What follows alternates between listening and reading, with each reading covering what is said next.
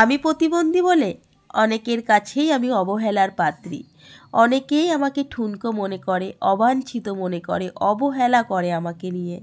অনেকে আমাকে নিয়ে খুব হাসাহাসি করে, অনেকে আমার পেছনে অনেক রকম কথা বলে, অনেকে আবার আমার সামনেও বলে ফেলে। কি করব বলো? আমি তো আর ইচ্ছা করে প্রতিবন্ধী হইনি। ভগবান যদি আমাকে প্রতিবন্ধী বানিয়ে দেয় তাহলে তো আমার কিছু করার নেই, এতে তো আর আমার কোনো হাত নেই বলো। আমার যদি হাত থাকতো তাহলে আমি নিশ্চয়ই প্রতিবন্ধী হতাম না, একদম সুস্থ স্বাভাবিক মানুষের মতনই হতাম, তাই না? আমারও তো ইচ্ছে হয় আর পাঁচটা মানুষের মতো সুন্দরভাবে জীবনযাপন করি, সুন্দরভাবে হাঁটাচলা করি এবং খুব ভালোভাবে থাকি। আমাকে নিয়ে কেউ হাসাহাসি করলে তখন তো আমার মনের কষ্টটা আমার মনেই থাকে না। আমাকে নিয়ে যখন পেছনে অনেকে গঞ্জনা করে, অনেক কথা বলে, সেগুলো আমি যখন আবছা শুনতে পাই তখন তো আমার খুব কষ্ট হয়, তাই না? কি করব বলো? এতে তো আমার অনেক কষ্ট হয়। তো অনেকেই আবার আমার কষ্টটা বোঝে, আবার অনেকে আছে কি কষ্টটা বুঝতে চায় না। তো কি বলবো, ব্যঙ্গ করতে পারলেই তারা বেঁচে যায়। তো যাই হোক, কি আর করব, কিছু করার নেই।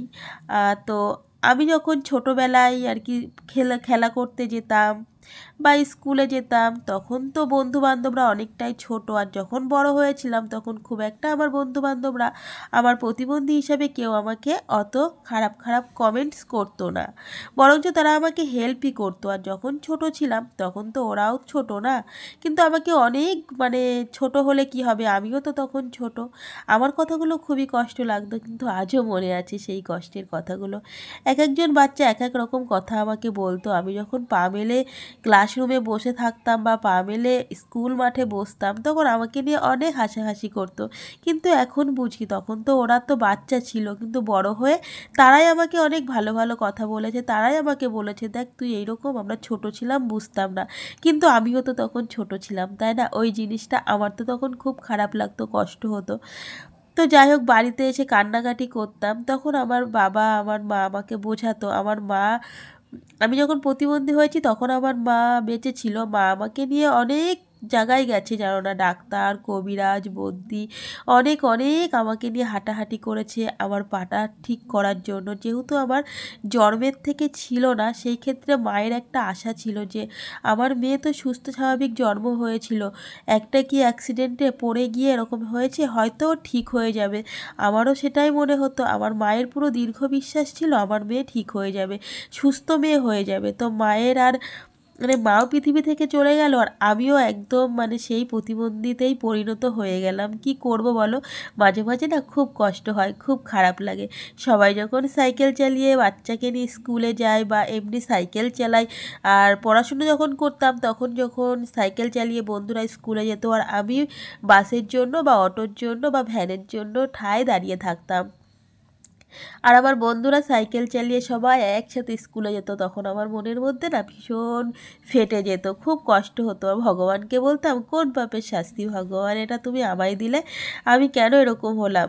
তো যাই হোক, আমাকে আবার আমার বাবা দাদা আমাকে বকতো যে এটা তোর জন্য, তুই ভুগছিস, তোর কারণেই এটা হয়েছে। আমি তখন ছোট ছিলাম, বুঝতাম না। তারপরে বলতাম কেন, আমি কি করেছি?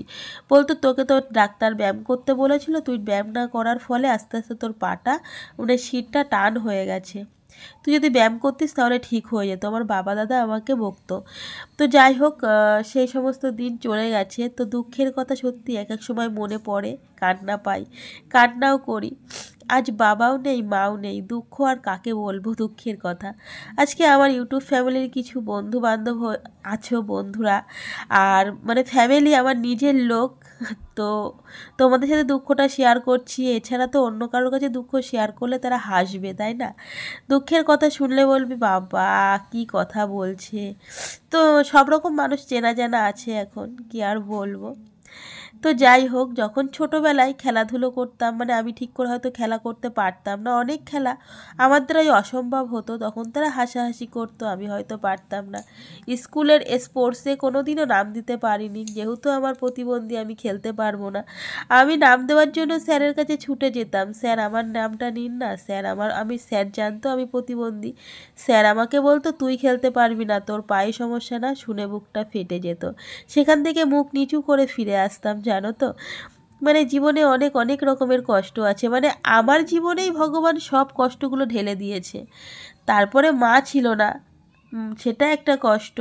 তারপরে আমি নিজে একটা প্রতিবন্ধী, সেটা একটা কষ্ট। মানুষের লাঞ্ছনা গঞ্জনা অনেক রকম কথা শুনে শুনে শুনে শুনে বড় হয়েছি, সেটা একটা কষ্ট। তারপরে বিয়ের পরে একটা কপাল করে স্বামী পেয়েছি, স্বামী পাওয়ার পরেও শ্বশুরবাড়িতে যে আমি খুব ভালো ছিলাম আমার এই প্রতিবন্ধীর কারণে, অনেক আমার মানে এই কথাটা আমি তোমাদেরকে আরেকটা ভিডিওতে বলবো। তো মানে কী বলবো, দুঃখে কষ্টের আর শেষ ছিল না আমার জীবন, মানে কী বলবো, শেষ দুঃখ কষ্ট নিয়ে আমার জীবন। তো দেখতে পেলে অনেকটা গল্প করতে করতে আমি অনেক কাজ করে নিয়েছি, তোমরা দেখতে পেয়েছো, রান্না করতেও চলে এসেছি। তো যাই হোক, বসে বসে পা মেলে রান্না করি, বাসন মাজি, সব কাজই করি।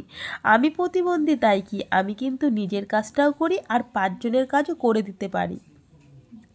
তাই কিনা তোমরা বলো? আমার ভিডিও তো তোমরা দেখছো, বুঝতেই তো পারছো আমার কাজ যে অন্য লোকের করে দিতে হচ্ছে, আমাকে বসিয়ে বসিয়ে খাওয়াতে হচ্ছে, সেটা কিন্তু একদমই নয়। বরঞ্চ আমি নিজের কাজ তো করছি, তাছাড়া আরও 5 জনের কাজ আমি করে দিতে পারছি।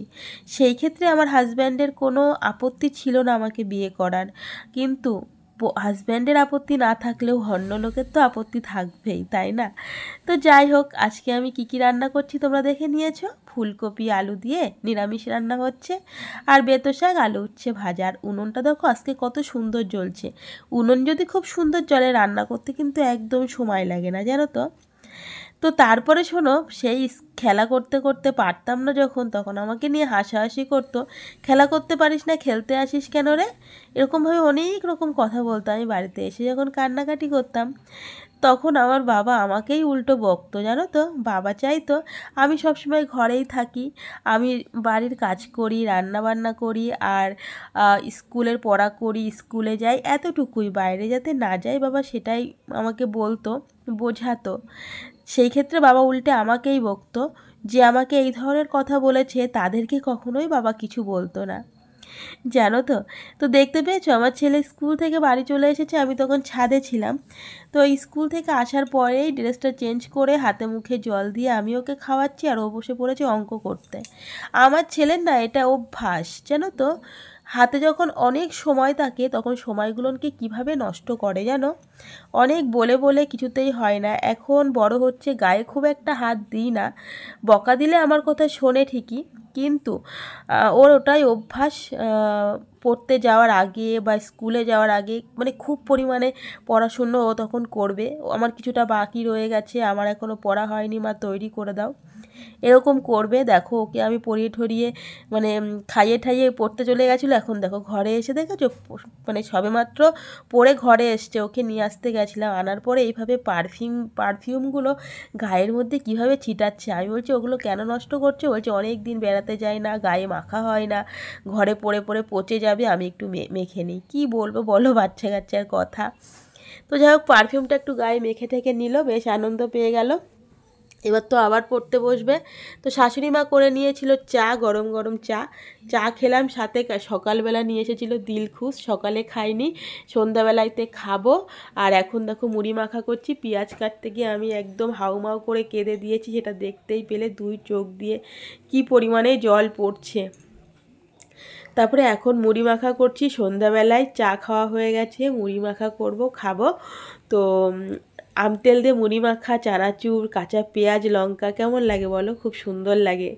তো চলো বন্ধুরা, আজকে ব্লগটা এতটুকুই। যদি তোমাদের একটুও ভালো লেগে থাকে অবশ্যই ভিডিওটিতে একটি লাইক করো, কমেন্টে জানিও, আর আমার চ্যানেলটিকে সাবস্ক্রাইব করে আমার পাশে থেকো, ঠিক আছে? আর আমার ভিডিওটা একটু শেয়ার করে দিও প্লিজ। তো আমার মনে আরও অনেক অনেক কষ্ট আছে, অবশ্যই তোমাদের সাথে আমি শেয়ার করব। আমার পাশে থেকো, আমার সঙ্গে থেকো, ঠিক আছে? মুড়ি মাখা হয়ে গেছে, দেখো কাঁদলাম আর মুড়ি মাখলাম, কান্না করতে করতে। এবার দেখো কান্না করেছি এত, মুড়ি মাখা করে খাবো না তাই কখনো হয়? এই যে মুড়ি মাখা করে দেখো খাচ্ছি, হেভি টেস্ট লাগছে, বলছি কেঁদেছি তাই কি, আচ্ছা মতন খেয়ে নিই মুড়িটাকে। এই যে চোখ মুছতে মুছতে ভিডিওটা অফ